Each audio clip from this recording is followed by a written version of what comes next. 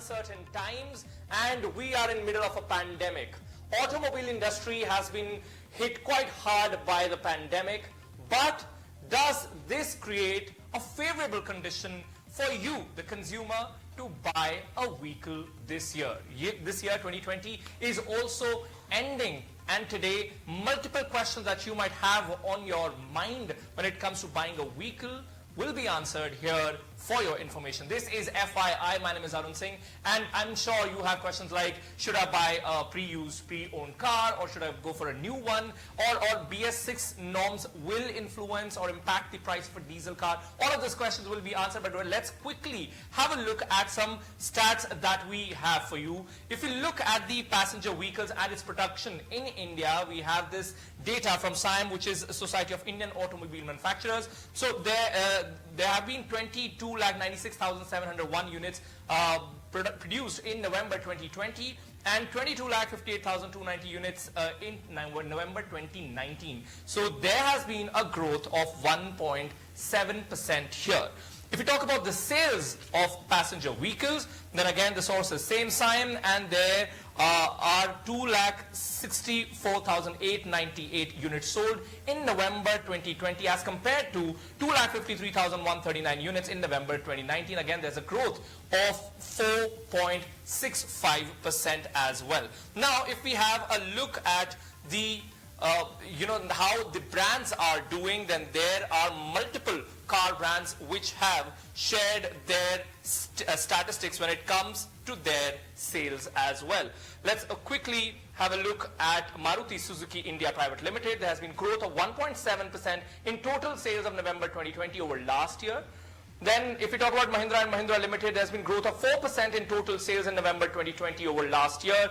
In Tata Motors, growth of 26% in domestic sales in November 2020 over last year.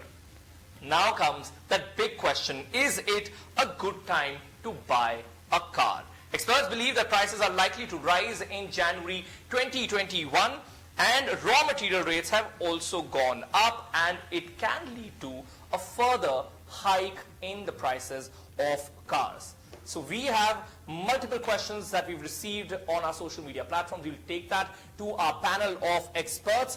And again, there are some of my personal questions that I will put in front of our panel as well. We will be having Amit Garg, who's Mahindra & Mahindra's car dealer, and then we have Jagdish Khattar, former MD Maruti Suzuki, Homzad Sorabji, editor Auto Car Magazine, Tutu Dhawan, automotive expert, and we will be taking our questions to our panel. I want to start with Mr. Sorabji first.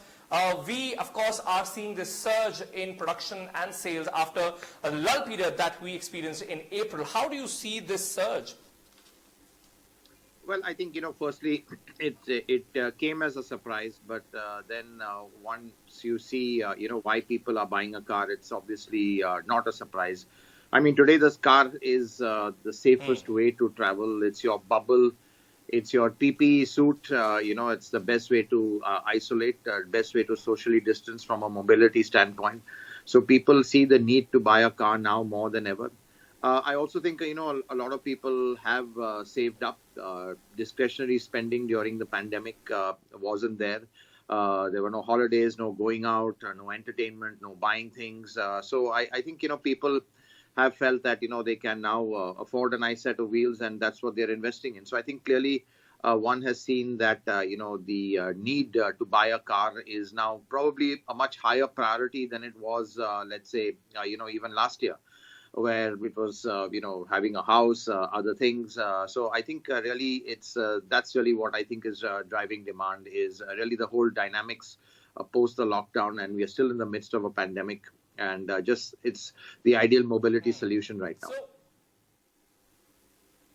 So we've spoken about the figures and sales, but let's come back to basic questions. And again, Mr. Sorabji, first question to you. Would you recommend someone to buy a car in December 2020 as this year is ending? Is it a good time to book a car, let's say? Well, the only reason to buy a car, you've not got much time, is if you get a good deal. Because don't forget that, Your car is going to become a year old when you get into next year, so that will definitely impact your residual value. So if you're getting a great deal, yes, you can buy a car. Of course, a lot of manufacturers do a little few cosmetic upgrades for the new year, kind of justify a price hike. Prices would go up.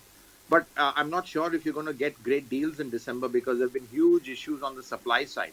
There have been challenges over there, disruptions in supply, whether it's logistics, even things like a shortage of semiconductors globally has impacted a lot of manufacturers. So short answer is, if you're getting a great deal, yeah, December is a good time to buy. But I'm not sure if this December the deals would be as good as they were last December. Okay, I want to bring in Mr. Jagdish Khattar here to talk about this production and supply struggle that all the brands had to go through because of the pandemic. Do you think that's going to impact the sales this year, or the customer who is trying to buy or planning to buy a car in 2020 will have to pay a price for that? I think we have been passing through, and we are still passing through a lot of uncertain times. And I would not venture to come to a conclusion that we have got over it and the thing is going to be very smooth, etc., etc. So I think there are many issues which are coming up. Very erratic reactions are taking place. And even though the situation looks very promising at the moment, I'm not too sure going forward next year, after the first few weeks, it will remain the same or not. Because, you keep on reading in the newspaper that new things are happening. Even what was being sorted out, some new developments are taking place as far as the problem is concerned. So my net is, it is good as long as it lasts. One is not very sure about future. You should be prepared for it. Customers have choices. There are customers who can wait. I mean, let's face it, that the customers who want to replace a car can postpone it. A family which wants to buy another car in the family can postpone it. And then you also read the whole working environment changing. People started working from home, offices, etc. So many things are in the melting pot with uncertainty of the viral. I think we should just watch and try and do the best as far as possible. So I would hazard a guess. I would really wait and watch. Oh, okay. So there are two sides of this discussion or story for now. One is, of course, we've been locked up all this year, and there's an urge to travel, and you hesitate to use public transport. Hence, there is a segment which wants to buy a new vehicle at this time. Again, the second part of it is there has been economic distress going on in the country. Hence, there would be a segment which would be hesitant to buy a new vehicle at this point. My next question to Mr. Tutu Dhawan, who is an automotive expert. See, there are new BS6 emissions norms also in place. That is going to impact price of diesel cars for sure. So if someone is going to buy a car and is looking at diesel and petrol, both the variants, how do you look at it with this new norms? And do you think diesel cars would get expensive, Mr. Dhawan? Yeah, definitely diesel cars are going to be expensive, and I don't think today a vehicle which is driven for less than 3,000 kilometers would be viable to invest in the diesel technology. The diesel price and petrol price being almost same. In fact, in some places, some states, the diesel price is even more than petrol. So if somebody is using a car for only 1,500 kilometers, it does not make sense for him to be buying a diesel version and spending additional 1 lakh or 1.5 lakhs or 4 lakhs, depending on the investment he is making. Okay, my next question to Mr. Amit Garg here. There are definitely new options of financing a car as well. You are a car dealer, and I'm sure at your center, you would be offering a lot of options when it comes to financing a car. How do you see it in the coming financial year or otherwise during this economic distress period? Actually, we are seeing a good trend. Trend is very good from the festive season. Like from September, the trend is quite good, and the sales are on a increasing trend. And what I see personally, this trend will continue in next year also, because there is a reason for that. There's a as everybody has every expert has told us that there is a production constraint, and this production constraint is not going to over soon. So the same thing is that on a new car, there will be no scheme in January and in December. And on a new car in January, there will be a price increase also of 2 to 3%, which every manufacturer has already announced, officially, unofficially. And this time there is a scheme, and there will be there's going to be a price increase 2 to 3% next year. So the customer will gonna save at least 6-7% if buying a car in December. And during this pandemic, this 6-7% is a big saving still. What I personally feel, and what I, as a dealer, what I can say, because so are we talking about booking the car in December 2020, or are we talking about cars manufactured in 2020? I'm talking about cars manufactured in 2020. Customer should buy, because next year price increase and the scheme what we are giving in December will be difference of 6 to 7% next year on 2021 cars. So that's going to be 6 to 8% more than December. That's a big saving for December buying a car. Okay, I want to get a perspective on this from Mr. Sorabji here. I was talking about getting a car finance. Of course, buying power has been impacted because of this ongoing distress. Would you recommend, or do you see it as a viable option or something which can really support a buyer right now? Sorry, I didn't get the question. Was it on finance? Yeah, considering the options that we have these days, would you recommend a buyer to go for getting a car finance, since buying power has also been impacted due to the ongoing pandemic? Well, I think definitely finance is one option. But, at the end of the day, the asset is still owned by the buyer. So I think really the question is, are these new subscription models something to look at, where you don't really own the car, you just subscribe to it, you're free of having this big lump of an asset, be it in terms of maintenance, be it in terms of the residual value, what do you do with it when it's time to sell. So I think there is a scope for this new this subscription model, which I think a lot of manufacturers have rolled out. It's completely asset light, and I think that's what consumers want to be today. So you just literally pay a fixed subscription amount it's like renting the car, but for a stipulated period. Everything else is taken care of, and there you have flexibility. You can go from 3 months to 6 months to whatever.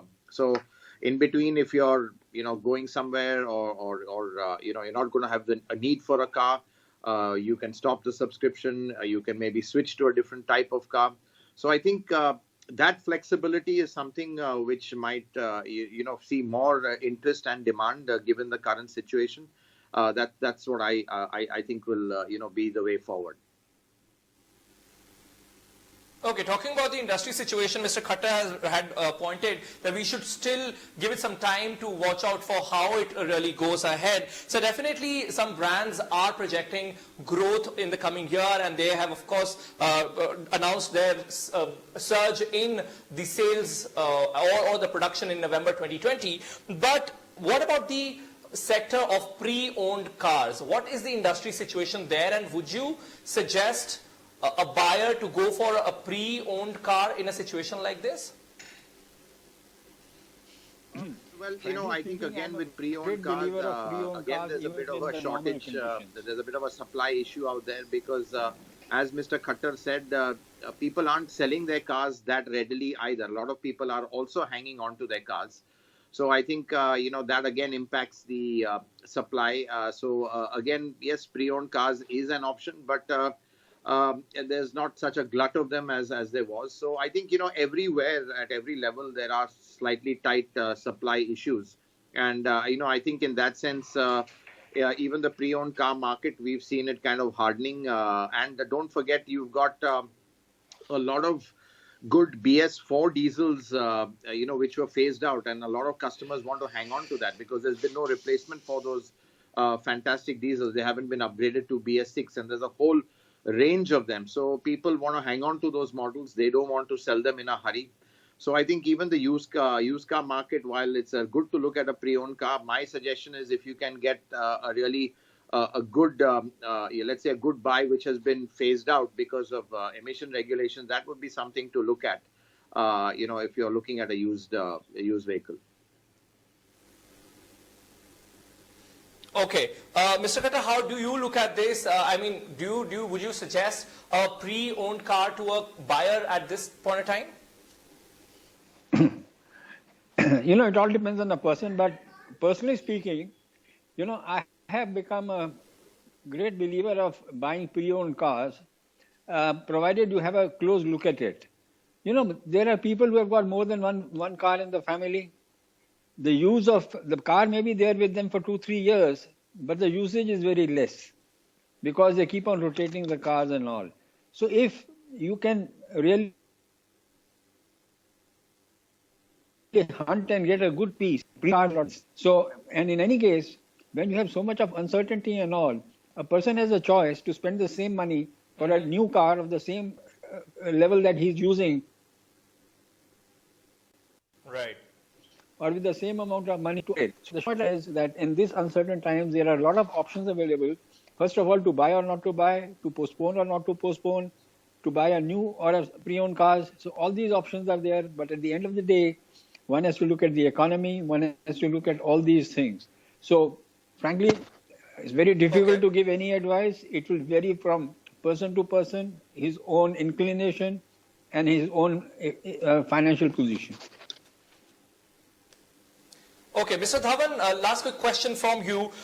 Would it be a great time to sell a car at this point for someone who wants to upgrade? Oh, yeah. It's a yes and a no, both. Because this may not be the right time to sell because you may not be getting a very good price on your car, on your second-hand car. But if you are going for an exchange with a manufacturer, it may be a good idea that you may be able to offload your vehicle, which is already getting a year older, and probably be able to get a good deal for the next vehicle, because manufacturers are also trying to sell off their 2020 manufactured products so that they don't lose on depreciation when they are selling it in 2021. So it's as I said, it's a yes and a no both, but it's a very wise thing to do if you are definitely selling, or if you really want to change your vehicle and get into a new one. Okay, so we've got multiple questions from our viewers as well on our social media platform. We've covered most of it. There's one question that I want to take from Shivram, and he asks, what are the best available cars in the mid-range bracket? And I want to take this question to Mr. Amit Garg here. So this gentleman asked about the best available cars in mid-range bracket. There are a lot of cars now the availability, now the variety, and the cars availability and the models are really now they are huge in the market. Mid segment available cars and SUVs again has a variety of choice. Like when it comes to Mahindra, you can buy XUV 300, and you can buy.